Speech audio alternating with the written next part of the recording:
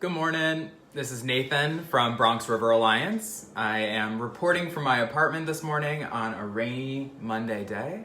I hope everyone's doing well. I'm going live today as I've been doing all throughout COVID, doing some virtual programming, giving people updates from the foodway, today from the apartment. Hoping today to go over some gardening troubleshooting issues, hear from people about what problems they're having as they start seedlings at home or gardens outdoors.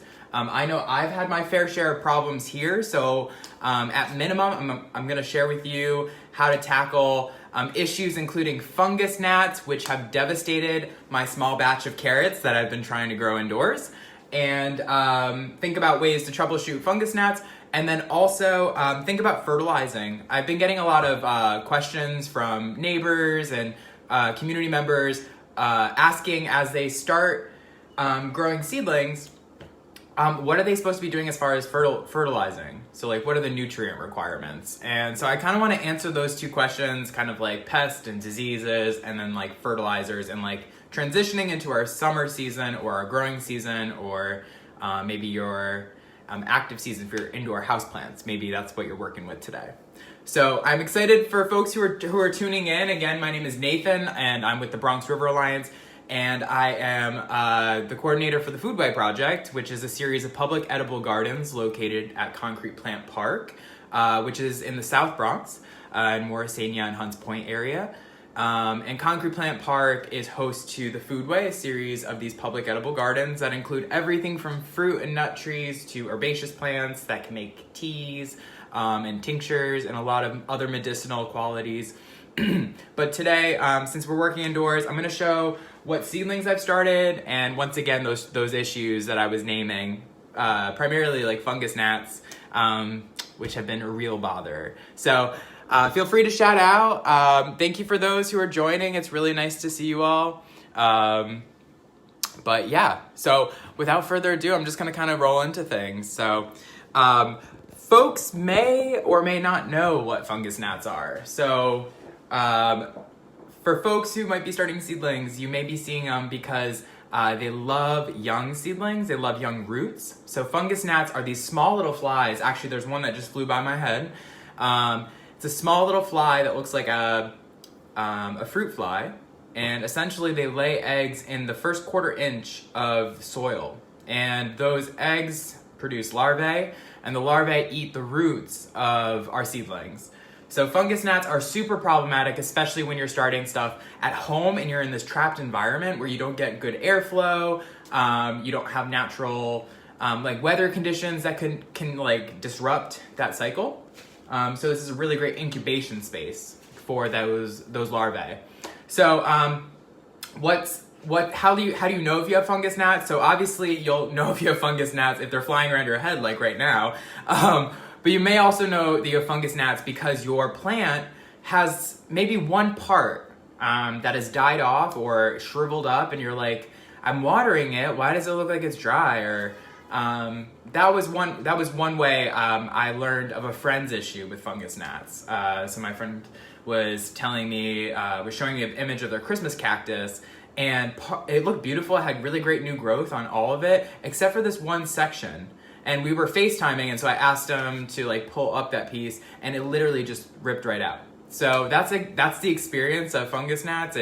You will have zero roots. So when it gets pulled out, there will be no roots. So I'm going to show you real quick what my fungus gnat issue looks like. As I was mentioning, I was growing carrots indoors. I've started a small little vegetable garden, and the beans have been hardy enough to kind of like blow past, but the Swiss chard, which I had started, and some beets, and then as well as carrots, have all pretty much been eaten. So, you know, this is like all honesty. So this is my my pot. These are my beans, and I'm trellising them up the wall. Those are actually nasturtium, and there's also some basil inside. But down here, you can see I got frustrated, and I kind of was just like, I'm ripping these all up. So I had pulled them all up, but essentially, like when you rip them up, there's just like no roots. Like they've been dissolved. So often, let's see if they move around. Often they might be lingering, so if you move your hand, they'll kind of fly around. I see a couple, but they're hard to capture on screen. So what I'm showing again is like damage from fungus gnats, which can be pretty devastating. You can see here the remnants of beets, the remnants of my carrots. I had planted some miniature carrots.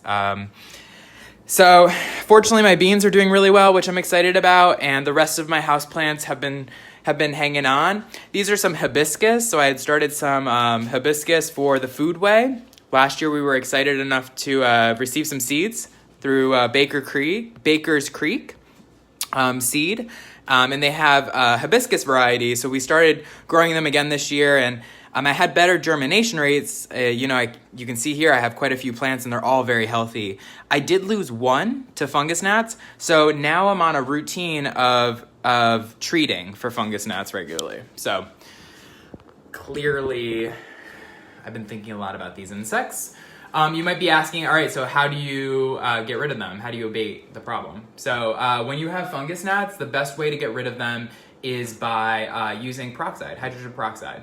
It might sound pretty intense, but it's actually very benign. It's good for the plant, or it doesn't harm them. So I literally just, I go to my dollar store because they're $1. But you can get one of these bottles and you mix, the ratio is 1:4. So 1 part hydrogen peroxide to 4 parts water.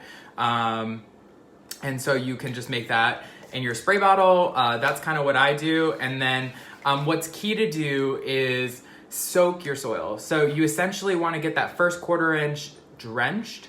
I've seen some write-ups where they say that you actually want it to leak out the bottom, so you know that your entire soil has been saturated. But the ratio is good, 1:4. You can increase it to 50%, so half and half. That's like still safe. It breaks down into oxygen and water, so very safe for plants. You'll hear it fizzing. Don't be alarmed.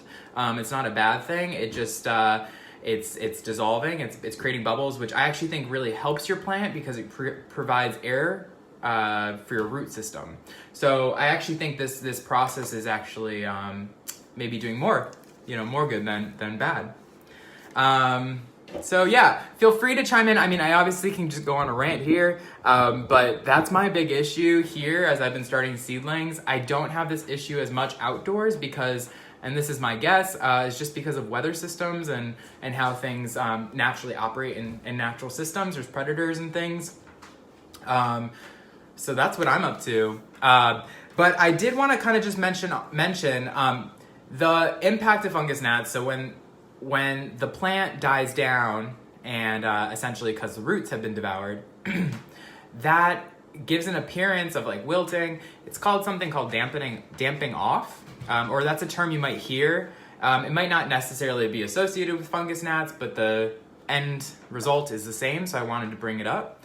Often when you're starting seedlings indoors, you'll find that a lot of your seedlings, if you have unstable like temperatures in your home, maybe it gets cold, drafty, and maybe you're overwatering. Those two in particular, so cold temperatures and water, like a lot of water, can often lead to pathogens kind of taking over and killing your plant. So often that looks like the stem withering. So it basically just dissipates and just dies. Very similar to what we see with fungus gnats, where the root disappears or the stem just kind of withers away. So keep an eye out for that. You want to have good breathable soil. Remember the important things are good temperature, so stable temperatures. You want to make sure that there's even moisture and that there's good airflow, so good drainage. You can increase that by adding compost often because microbes will create those spaces. But you can also add pebbles or sand to create air pockets. So that's helpful. So that's I think my big pests and kind of diseases update or kind of check-in. I did want to kind of offer up some information around fertilizing because I know folks have been asking about that personally. This past weekend, a friend in Harlem asked about fertilizer because a lot of people grow up, I think, with the notion that immediately, you get your seedling from Home Depot maybe, or maybe you start your tomato plant and you're wanting fast results. So you really want to shock it with fertilizer, and you want to like boost it up so you get these beautiful big tomatoes. So going the organic way, I have a lot of hesitation towards using a lot of products that I find at traditional nurseries. And I'm often more prone to find ways of using organic methods to fertilize my plants. So traditionally, I think the first kind of fertilizer that I think of, especially early on, is creating a weak like tea. So essentially when you water, you can just add nutrients to the water. So I remember when I was first taught about fertilization, I was brought up with Miracle-Gro. And Miracle-Gro, no shade to those that use it, but it basically is an IV drip for your plant. It offers short-term nutrients that boost your plant and replaces natural cycles with artificial cycles that uplift your plant and provide really good results. But once that runs dry, very much like a sugar rush, once that drops, your plant drops as well. So I like to create, very similar to like kind of toning your body or working out on like a very regular schedule. I like to do the same thing with my plants. So for a fertilizer, a very basic kind of introductory way to keep your plants healthy is to create some teas.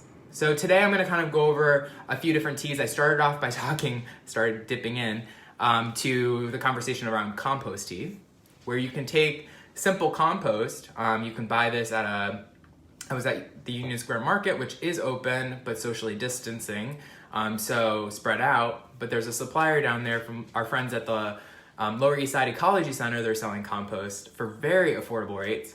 And you can just buy a simple bag from them, and you can put it in a mesh bag. It could be an old sock. It could be pantyhose. It could be a burlap bag. It could be cheesecloth. Tie it up, throw it in a bucket of water. Your choice of buckets. I'm in an apartment, so I'm gonna use an old trail mix bucket or maybe a Coffee Bustelo party size bucket. And I'm gonna put my compost in there with that sock or whatever, inside the sock. And I'm gonna let it sit there for maybe a week or two, maybe even longer if I'm patient. And then I'm gonna take that liquid and I'm gonna dilute that to a 1-to-10 ratio. And I can use that as either a direct soil application, so I can water the roots directly, or I can turn it into a foliar feed where I spray the leaves of the plant and offer direct nutrients through the leaves. So that's the two ways that plants can kind of absorb nutrients. One through the leaves and one through the roots. So I like to think about both. So using this compost tea, you let it sit for a week or two, it ferments a bit. You can stir it or swing the sock that has the compost in it to keep it mixing. These teas, I'm gonna warn you, might smell because they're fermenting. So it's anaerobic, which means there's no oxygen. So when there's no oxygen, there's that nasty kind of compost smell or like rotting smell. But that's actually good for plants, especially when you dilute it, because it's this nice probiotic. That rotting smell is all this bacteria and microbes that really help plants thrive. So especially around the root zone where you need lots of microbes to transfer or transform minerals into nutrients. So all the microbes are like breaking down all these rocks, releasing all these nutrients, which then become available. So when we plant something in the ground, nutrients aren't directly available, but we have to make them available by creating all the friends, all those community members within the soil ecosystem, and allow them to do the work of breaking down those particles and things. So compost tea is really great. And these other two methods I think are really fun and really unique. I have a good friend in Westchester who focuses a lot on soil health. He's a farmer.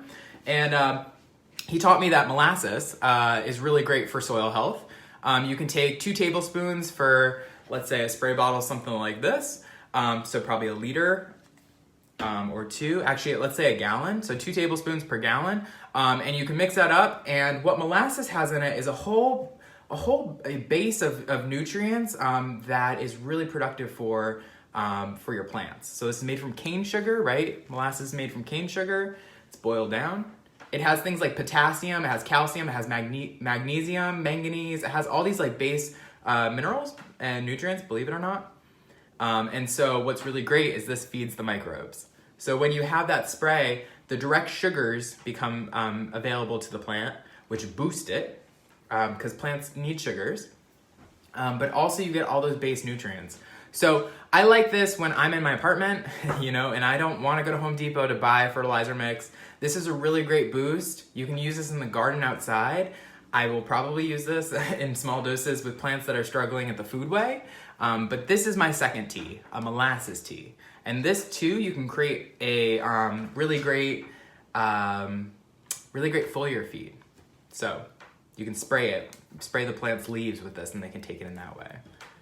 So if there's any questions, feel free to jump out. I think my last tea is one that's based around just kind of weeding. So when we're out in the garden weeding and we have these piles of weeds, it's kind of destined to either one of two locations. One is like a compost pile, one is the landfill. Often I just throw things into the compost pile. But there's a third option. You can actually take those weeds and throw them inside of a bucket and let those weeds ferment over 1 to 2 weeks or even longer, once again, if you're patient. And what happens is all of those nutrients from those plants, which you have to remember, these weeds are advantageous, they are strong, they have tons of nutrients because they've been absorbing all those first nutrients of spring before everything else comes out. So they're the strongest plants in our gardens. So when we're pulling them, we put them in the bucket of water, we let it ferment, it strips those nutrients away. And that's really great because we can then use that water after straining it to do a tea and feed the roots directly or do a foliar feed. So that is those are 3 kind of teas that can boost nutrients or boost your nutrient level or fertilize your plants. Whether they're indoors, it could be plants like the Congo philodendron behind me, or it could be something like a yarrow or a tree. So think about it and try it out. I would love to kind of hear your experiences and think about how we can kind of build more resilient plants and stronger plants together. So that's a lot of what I've got going on, and this is where I'm thinking. Spring is a really busy time, so I've been outside most of the days. I've been out in the park doing a lot of weeding, a lot of transplanting, a lot of plant division. But it's been really nice to see that people have been following what's been going on. And indoors, I've been really busy also tracking what others have been doing and learning from others' virtual programming. So I want to thank you all for doing that as well. So if there's no questions, I would love to just wish everyone the best of their week. I hope their weeks go really well. I hope everyone's staying safe and taking the proper precautions to take care of themselves and others. And please stay tuned every Monday for more updates from the Foodway. Next Monday, I'm pretty sure we're going to have a special guest. One of our Concrete Fem members will be joining us virtually as we report from the Foodway. And I'm excited to share with you the rest of this week. We will have more updates from our team at Bronx River Alliance regarding virtual programming, new lessons and curriculum that are coming out. But until then, I hope everyone stays well, stays dry on this rainy day, and I look forward to talking to you all soon. All right, have a great one, y'all. Be well.